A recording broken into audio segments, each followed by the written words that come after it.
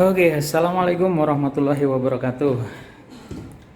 Selamat siang menjelang sore, teman-teman semuanya. Nah, ini saya dipanggil ke area Jakarta Pusat. Jadi ada yang jumpai. Sebenarnya tadi reasonnya ke sini survei panel ATS yang mau diperbaiki ya, atau direnovasi sistemnya, atau mau direwiring lah. Tapi ternyata ada kasus lain nih, ada unit genset Caterpillar ya, dengan kapasitas 250 kVA. Nah, pas jadwal hari ini mau dipanasin, ternyata akinya meledak. Bem. Nah, seperti ini nih. Ini kondisi akinya. Kondisi kabel-kabelnya sudah dicopot. Nah, ini bagian akinya yang pecah seperti ini, dan airnya berhamburan. Dan kebetulan ini tipe MF ya, jadi mungkin akinya atau air akinya nggak terlalu banyak kemana-mana. Dan informasinya ini sudah terjadi kedua kalinya ini aki meledak seperti ini. Jadi apa yang saya mau bagikan di kesempatan kali ini adalah kenapa aki genset khususnya ini bisa meledak seperti ini. Jadi sebenarnya ada beberapa faktor. Faktornya adalah lebih cenderung ke kondisi aki itu sendiri. Jadi saya informasikan dulu bahwa proses terjadinya meledak itu dipastikan pada saat proses crank atau start engine ya. Dan ini pun sama. Jadi beberapa kejadian yang sudah terjadi itu pasti terjadinya pada saat proses start mesin. Jadi secara teknis boleh dikatakan karena pada saat start mesin itu membutuhkan arus yang cukup besar untuk menghidupkan motor starter yang mengendalikan flywheel, itu secara otomatis dibutuhkan arus yang besar juga dari aki yang dipakai. Nah, dengan kondisi tersebut, apabila terjadi kondisi di mana beberapa tidak dipenuhi, itu pasti akan timbul ledakan seperti ini. Jadi beberapa kondisi tersebut yang menyebabkan aki meledak ini adalah, yang pertama biasanya ini, kepala aki yang sudah menjamur atau bergerak seperti ini. Nih, ini mungkin juga salah satu kondisinya yang menyebabkan aki ini meledak. Itu yang pertama. Makanya saya rekomendasikan atau saya sarankan kepada semua pelanggan di lapangan atau teknisi di lapangan itu setiap mau manasin itu dicek dulu kondisi akinya, kekencangan akinya itu harus dicek dulu ya, tujuannya untuk meminimais hal-hal seperti ini. Nah, kemudian kebetulan ini adalah aki MF, jadi nggak bisa ngelihat level airnya. Biasanya kita pantau melalui mata kucing yang ada. Ini kebetulan mata kucingnya udah hilang. Nah, ini yang seperti ini, yang biasanya itu warna hijau itu oke. Nah, seperti panduannya di sini. Kalau warna hitam itu harus dicas dan seperti itu. Karena ini udah meledak, pastinya udah konslet. Nah, ini udah warna putih ya. Dan ini juga warna putih ini, apakah dia dari awal warna putih ataupun memang warna apa, yaitu harus itu dari awal. Sebab itu sebenarnya prosesnya ketika mau start engine itu harus dicek dulu. Pertama kepala akinya, keduanya ya level airnya kalau memang menggunakan aki tipe basah, dan kalau yang MF seperti ini ya dilihat di mata kucingnya. Jadi kalau dia udah putih ataupun bahkan hitam, kalau udah putih kan otomatis dia replace ya. Replace itu biasanya kondisi airnya memang sudah kering. Kemudian hitam itu perlu dicas. Itu menurut informasi beberapa pabrikan beda-beda sih dengan memperlihatkan warnanya itu untuk mata kucingnya. Jadi contoh yang ada di depan saya ini, itu kalau hijau itu dia oke, kalau hitam itu untuk dicas lagi karena dia drop. Nah, kalau udah putih itu dia harus diganti. Nah, mungkin tadi pada saat kejadian juga bisa jadi itu salah satu aki memang dia udah putih, sehingga pada saat di start hanya satu aki yang kerja, otomatis dibutuhkan aki atau arus aki yang besar untuk proses start mesin. Nah, disitulah timbul ledakan seperti itu. Jadi satu aki dipakai ngangkat untuk beban yang besar, logikanya seperti itulah. Itu yang pertama mengenai kepala aki dan air aki ya.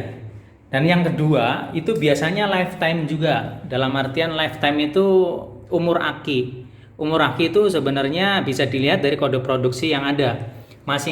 Masing-masing aki itu semuanya kode produksinya beda-beda, dan pastinya itu mempengaruhi proses kerjanya aki tersebut.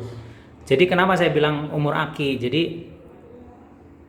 dari umur tersebut itu biasanya kalau sudah berumur itu kan karena seiring dengan dipakainya aki tersebut, elemennya itu karena dia bereaksi terus dengan asam sulfatnya H2SO4 itu biasanya bergerak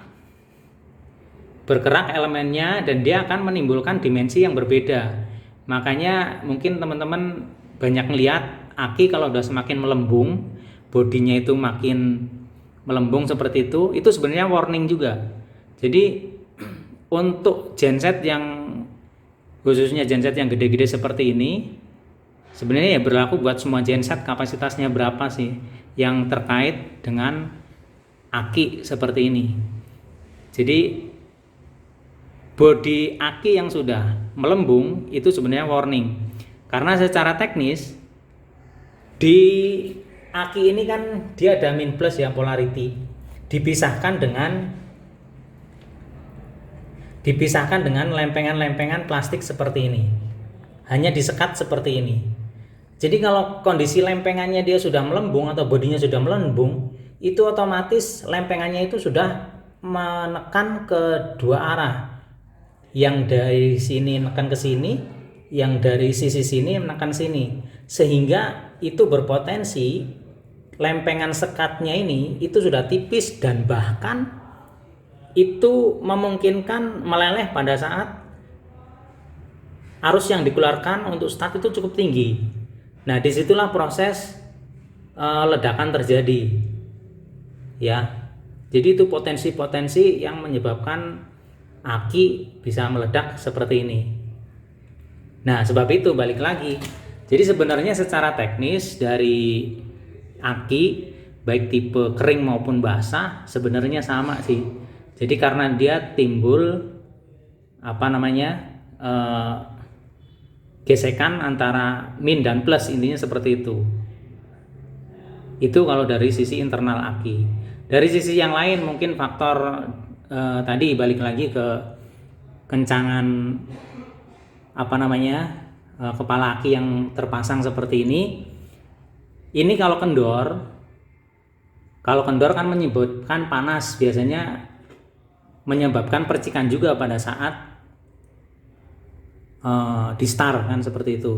Nah, secara kimiawi H2SO4 yang bereaksi di sini itu menimbulkan atau menghasilkan reaksi atau uap namanya hidrogen.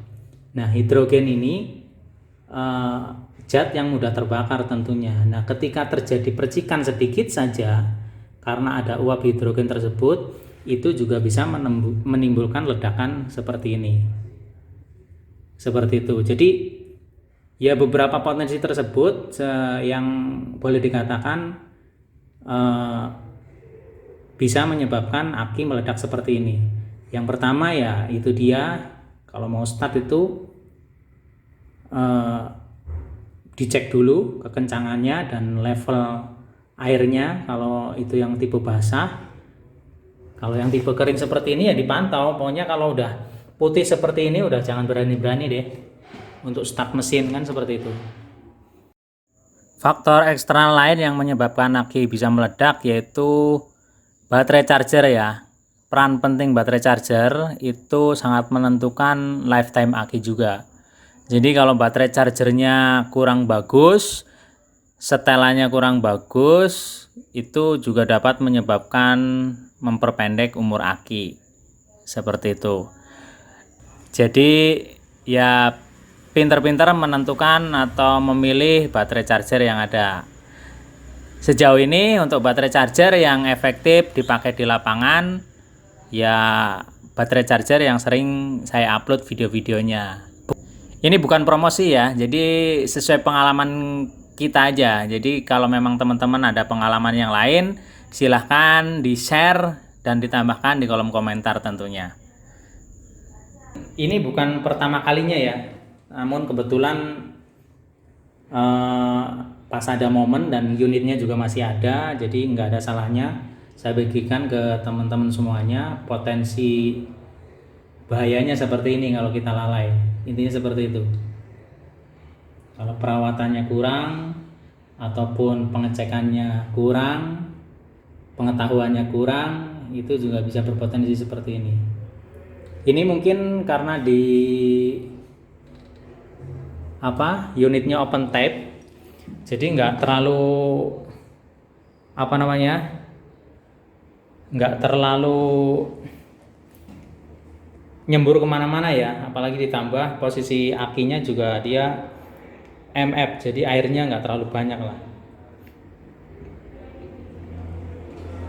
Kalau dia tipe basah, apalagi di silent tip dan posisi genset silent, biasanya kan dia kondisinya akinya di dalam box seperti itu, tertutup, apalagi biasanya percikan asam sulfatnya atau H2SO4-nya itu lebih parah mengenai semua bagian mesin. Ya terlebih parahnya lagi sampai pernah timbul korban kan seperti itu. Tapi alhamdulillah di insiden hari ini nggak ada korban, yang ya masih kita syukuri. Jadi untuk kedepannya buat kalian semuanya, potensi ini semuanya ada ya, itu warningnya. Jadi potensi aki meledak itu ada, tapi jangan parno duluan untuk menghadapi hal-hal seperti ini. Makanya check and cross checknya atau pengecekan awal sebelum kita start genset atau running genset itu yang harus kalian penuhi dulu. Tapi kalau kita udah maksimal pengecekan tersebut sudah dijalankan dengan baik, masih meledak juga, yaitu namanya apes lah, intinya seperti itu. Jadi itu saja mungkin yang dapat saya bagikan di kesempatan video kali ini mengenai aki khususnya yang meledak seperti ini. Semoga informasi ini bermanfaat buat kalian semuanya dan menambah referensi mengenai kerusakan-kerusakan pada aki. Potensi-potensi yang akan menimbulkan insiden khususnya di aki itu sudah saya jelaskan seperti yang tadi saya dijelaskan di muka. Tekan like jika kalian menyukai video ini, dan jika di hari ini kalian mendapatkan sesuatu yang baru, hal yang baru, silahkan di-share ke teman-teman yang lain agar teman-teman yang lain dapat merasakan apa yang kalian tahu. Jangan lupa subscribe dan nyalakan tombol loncengnya tentunya agar kalian tidak ketinggalan update video terbaru dari channel saya ini. Terima kasih, sampai ketemu di video saya berikutnya. Wassalamualaikum warahmatullahi wabarakatuh. Ini parah juga ini. Aduh, meledak.